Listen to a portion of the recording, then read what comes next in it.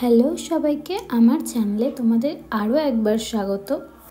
আজ যেহেতু ছিল শিবরাত্রি, তাই সকাল সকাল সমস্ত বাসি কাজ সেরে আমি স্নানটাও করে নিয়েছিলাম। অন্য দিনের থেকে কিন্তু আজকে একটু তাড়াতাড়ি উঠেছিলাম ঘুম থেকে। আমি বসে পড়লাম ঠাকুর পুজো দেওয়ার জন্য। যেহেতু মা লক্ষ্মী, নারায়ণ, আমার গপু সবাইকে আজকে গোলাপ জল দিয়ে স্নান করাবো, তাই জন্য আমি একটা জলের মধ্যে গোলাপ জলটা মিশিয়ে নিচ্ছিলাম আর আলাদা করে দিইনি। তারপর গপুকে চন্দন মাখিয়ে ভালো করে গোলাপ জলটা দিয়ে স্নান করিয়ে নিয়েছিলাম। আমি না প্রত্যেক বছরই শিবরাত্রি করি, কিন্তু কোনো বছর নির্জলা করি না। এই বছরই আমি নির্জলা উপোস করেছিলাম।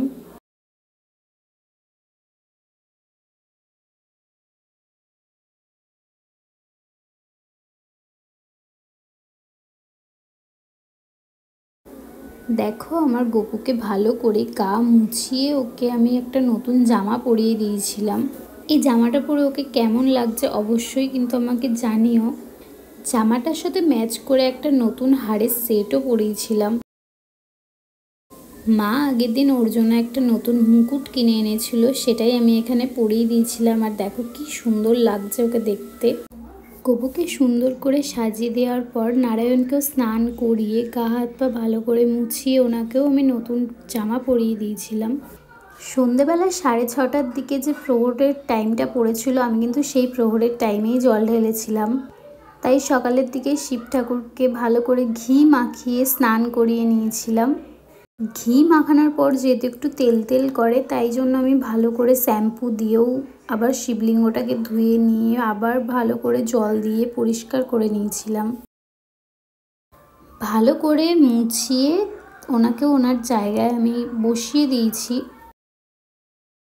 আর হ্যাঁ, মা লক্ষ্মীকেও কিন্তু আজকে নতুন জামা পরিয়েছিলাম। তারপর ওনাদের গায়ে একটু আতর লাগিয়ে দিচ্ছিলাম।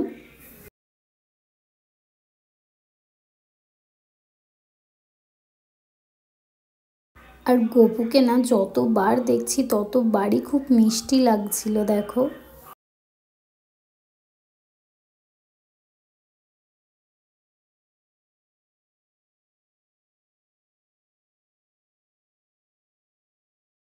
আমাদের শিবলিঙ্গটা যেহেতু ছোট, তাই জন্য আমি একটা বড় মালাই এখানে কেটে ছোট করে বানিয়ে নিয়েছিলাম, নাহলে শিবলিঙ্গটা তো ঢাকা পড়ে যাবে।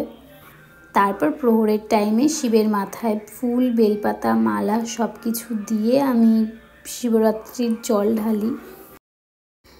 আমি কিন্তু 4 প্রহর করেছিলাম। আজকের ভিডিওটা এই পর্যন্তই। ভিডিওটা ভালো লাগলে like, comment, share and subscribe করবেন। দেখা হচ্ছে পরের কোনো ভিডিওতে। টাটা।